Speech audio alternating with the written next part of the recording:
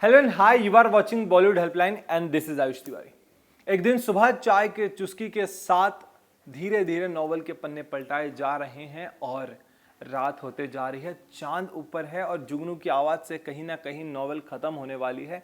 और तभी ख्याल आता है कि इस नॉवल पर तो भैया एक नई वेब सीरीज बननी चाहिए। और विशाल भारद्वाज जी निकल पड़ते हैं अपने इस ख्याल को लेकर और बनाकर लेकर आते हैं हम सभी के बीच में एक नई वेब सीरीज, जिसका ट्रेलर हम सभी के बीच में आ चुका है। अगर बात करूं मैं विशाल भारद्वाज की, तो वो एक ऐसे डायरेक्टर है जिन्होंने इस इंडस्ट्री को बड़ी बड़ी हिट फिल्में दी है और इनकी फिल्में सक्सेसफुल भी रही हैं। ये एक ऐसे डायरेक्टर है जिनका पढ़ने पर काफी ज्यादा शौक है और ये इतिहास के उन पन्नों से कहानी लेकर आते हैं जहां तक इंसान सोच भी नहीं सकता। और जब ये बंदा कोई सीरीज लेकर आता है तो कितना कुछ धमाल होगा ये तो हमें पता ही चल जाएगा। लेकिन हाँ, जिस तरीके की ये सीरीज बनाई गई है, कहीं ना कहीं एक सस्पेंस और थ्रिलर मिस्ट्री मर्डर के ऊपर में कहानी जाती। कुछ समय पहले ही विद्या बालन की एक फिल्म आई थी जिसका नाम था नियत। वो भी मर्डर मिस्ट्री के ऊपर ही थी, लेकिन कहीं ना कहीं वो हॉलीवुड की रीमेक बनकर हम सभी के बीच में आई थी।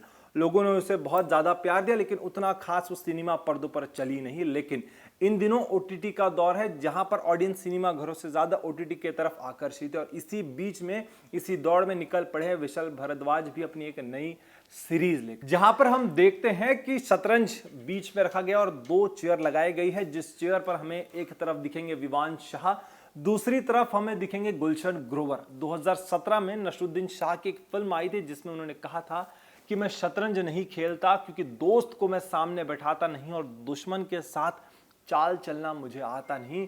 और इस डायलॉग को कहीं ना कहीं उनके बेटे सामने लेकर आए, जहां पर हम देखते हैं कि एक चाल चला जाता है, एक हाथ उठता है, लेकिन वो चाल शतरंज खेलने के लिए नहीं, गुलशन ग्रोवर की गर्दन पर चलता है। जहां से शुरुआत होती है इस मर्डर मिस्ट्री की और जिसकी तहकीकात करेगी वमिका गब्बी और पता करेगी कि कौन है वो आरोपी जिसने इस मर्डर किया है। लेकिन हाँ, विशाल भारद्वाज जी ने बहुत ही चालाकी से सीरीज को बनाया है, क्योंकि इस सीरीज के अंदर में नसरुद्दीन शाह, विवान शाह और उनकी वाइफ रत्ना पाठक, यानी कि पूरे परिवार को लेकर इस फिल्म को बनाया है। और तीनों ही किरदार ने बहुत ही बखूबी परफॉर्मेंस भी दी है इस सीरीज के अंदर में।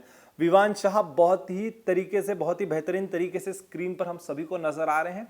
नसरुद्दीन शाह जी के बारे में तो मैं क्या ही कहना, और रत्ना पाठक जी तो हम सभी के बीच में जब भी आई है कुछ ना कुछ धमाल लेकर आई। लेकिन हाँ, जिस तरीके की डायलॉग डिलीवरी हमने देखी है इन तीनों किरदारों की, वो बहुत ही लाजवाब है। और काफी लंबे समय बाद हम सभी चाहते थे कि ये परिवार एक साथ आए और विशाल भारद्वाज जी ने इस पूरे परिवार को हम सभी के बीच में लेकर आए हैं। इनके अलावा हमने देखा इस किरदार में जो अलग अलग नजर आए वो हमें है चंदन रॉय, प्रियांशु, लारा दत्ता, नीना गुप्ता और भी ऐसे बड़े बड़े किरदार हमें इस सीरीज के अंदर देखने मिलेंगे। अगर बात करें इस सीरीज की सिनेमेटोग्राफी की, तो बहुत ही जबरदस्त तरीके की सिनेमेटोग्राफी दिखाई गई है। और कहीं ना कहीं इस ट्रेलर को देखते वक्त हमें भी महसूस होता है कि भाई हाँ, बहुत कुछ सस्पेंस, बहुत सारे आरोपी, बहुत सारे सवाल उठते हुए हमें नजर आते हैं।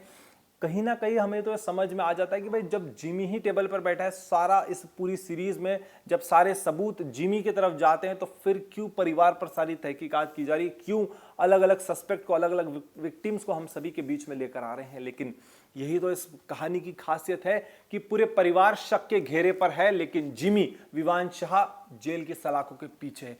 किस तरीके की कहानी है, बहुत सारे सवाल और बहुत कुछ आप सभी के दिमाग में आ रहा होगा, क्योंकि ये एक बहुत ही फेमस नोवेल के ऊपर में आधारित है। और जिस तरीके से हम सभी के बीच में प्रस्तुत की गई है वो लाजवाब है। अब देखना ये होगा कि कौन होगा असली आरोपी और किस तरीके की जाएगी ये कहानी। अब ये सीरीज के कितने पार्ट हम सभी के बीच में आएंगे ये भी देखना होगा।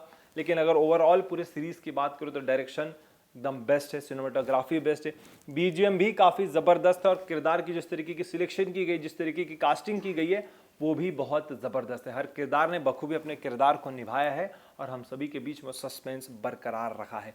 इस बात करो इस सीरीज के डायलॉग की, तो बहुत ही जबरदस्त तरीके से डायलॉग भी लिखे गए हैं और जिस तरीके से डायलॉग डिलीवरी भी की गई है वो भी बहुत जबरदस्त है। हमें इस पूरी सीरीज के जो ट्रेलर के बीच में हमें ज्यादातर रत्ना जी की और नसरुद्दीन शाह जी की डायलॉग सुनने मिलेंगे जो बहुत ही कमाल के लिखे गए हैं। ओवरऑल सीरीज मर्डर मिस्ट्री के ऊपर रखी गई। अब देखना होगा कि गुलशन ग्रोवर पर किसने वो हाथ उठा और वो कौन है मर्डर जिसने इस मर्डर को किया है। तो क्या लगता है ये जो सीरीज हम सभी के बीच में लेकर आए हैं विशाल जी, कितनी क्या सक्सेसफुल हो गई? ट्रेलर आपको कैसा लगा हमें कमेंट सेक्शन में जरूर बताइएगा।